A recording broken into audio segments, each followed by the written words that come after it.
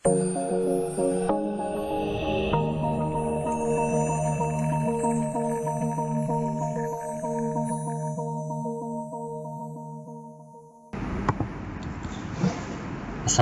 warahmatullahi wabarakatuh.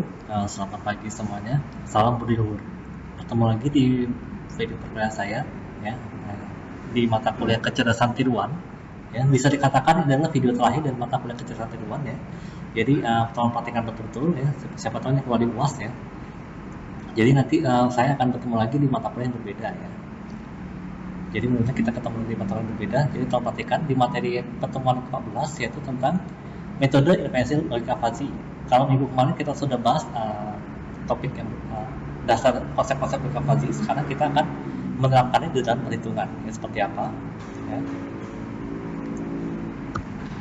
Nah, ada yang namanya fungsi implikasi, ya. Jadi fungsi implikasi ini, jadi setiap ada aturan pada basis pengetahuan fuzzy itu akan berhubungan dengan suatu relasi fuzzy. Bentuk umumnya ya seperti saya bilang dulu kemarin, yaitu if x is A then y is B, di mana x dan y itu adalah skalar, sedangkan A dan B itu adalah himpunan.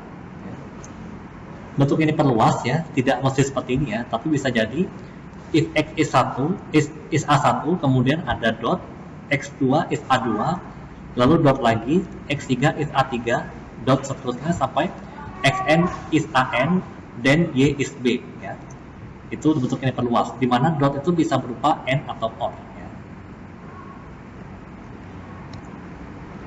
Nah, fungsi implikasi itu ada dua macam. Yang pertama itu min dan dot. Min itu artinya minimum, ya, merupakan jadi dia akan memotong output input fuzzy sesuai dengan derajat keanggotaan yang paling kecil, ya.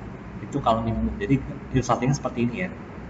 Kemudian dot itu akan menskala output input fuzzy sesuai dengan derajat keanggotaan yang paling kecil, ya, seperti ini, ya, caranya.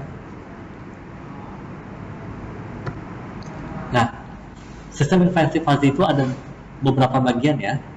Jadi bisa digambar ini ada input, kemudian fuzzifikasi, mesin inferensi, defusifikasi, dan output serta basis pengetahuan fuzzy, ya.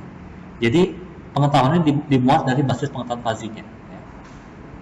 Jadi basis pengetahuan fuzzy itu adalah kumpulan rule fuzzy dalam bentuk if then, ya.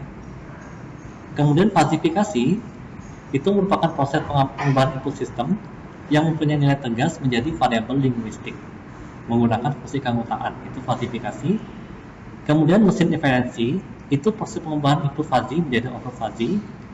Lalu defusifikasi itu pengembangan output fuzzy menjadi nilai tegas menggunakan fungsi keanggotaan yang sesuai saat dilakukan fuzzifikasi. Jadi pertama-tama kita akan mengubah menjadi derajat keanggotaan dulu, ya, setiap nilai-nilainya, kemudian kita proses, kemudian outputnya kembali ke nilai awal, nilai tegasnya, yaitu nilai setelah nilai keanggotaannya berubah menjadi nilai semula. Seperti itu caranya.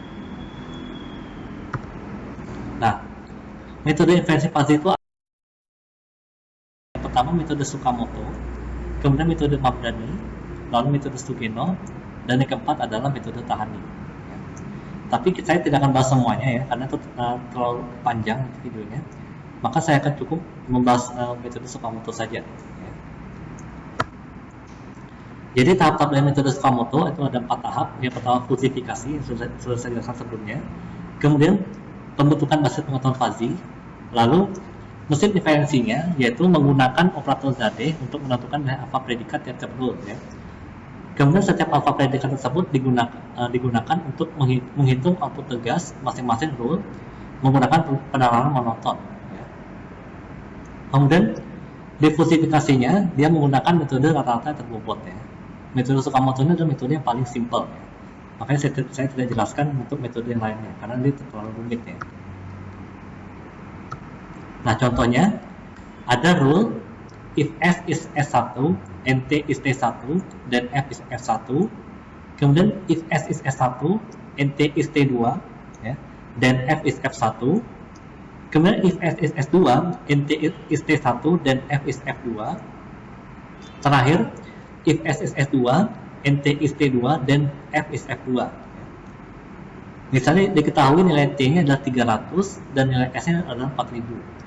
Lalu grafik fungsi dari keanggotaan masing-masing itu terlihat di slide yang selanjutnya, ya. Tentukan nilai F menggunakan metode Tsukamoto seperti apa, ya. Nah, ini grafik fungsi keanggotaannya untuk S, T, dan F ya. Caranya bagaimana?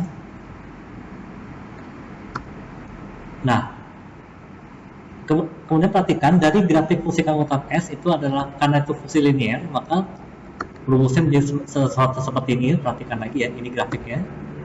Ya, bila perlu akan di capture dulu ya grafiknya. Rumusnya, caranya seperti ini. Akan pahami.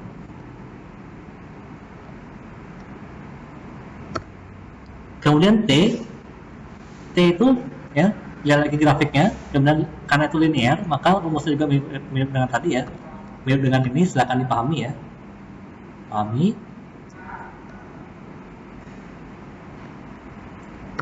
Kemudian untuk F ya, F juga linear ya. Silakan lihat lagi grafiknya, mirip dengan tadi ya. Jadi rumusnya silakan dipahami dulu ya bagaimana.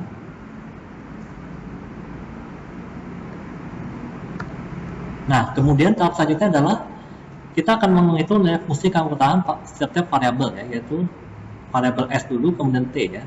Untuk S tadi nilai A-nya adalah 4000 ya, maka nilai mu-nya bisa dihitung dengan rumus tadi ya.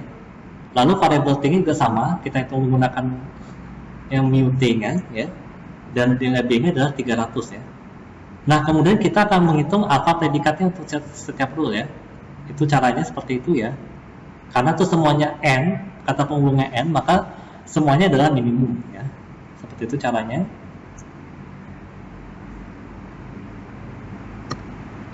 Nah, kemudian kita akan memetakan semua alfa predikat itu ke variabel F-nya ya. Lihat caranya bagaimana untuk setiap rule ya. Ini rule ke-1 dan rule ke-2-nya.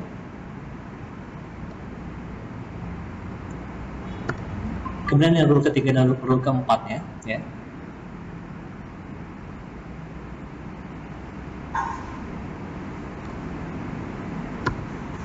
Nah, setelah kita dapat setiap alfa predikatnya, baru kita cari nilai tegasnya seperti ini caranya ya.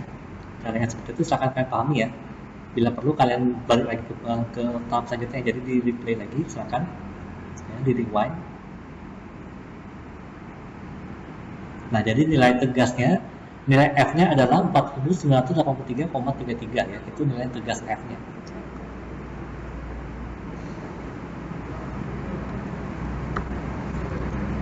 Oke, jadi untuk video kali ini cukup sekian ya. Jadi mohon maaf kalau selama saya mengajarkan kecelakaan tiruan ada salah-salah kata ya. Sampai jumpa lagi di mata kuliah yang berbeda semester depan ya. Jadi jangan sampai mata kuliah kita sama ya. Harus mata kuliah yang berbeda. Jadi kalau mata kuliah yang berbeda berarti kalian lulus ya. Kalau kalian mata kuliah sama berarti kalian mengulang. Ya. Saya akhiri. Assalamualaikum warahmatullahi wabarakatuh. Ya, salam di luhur.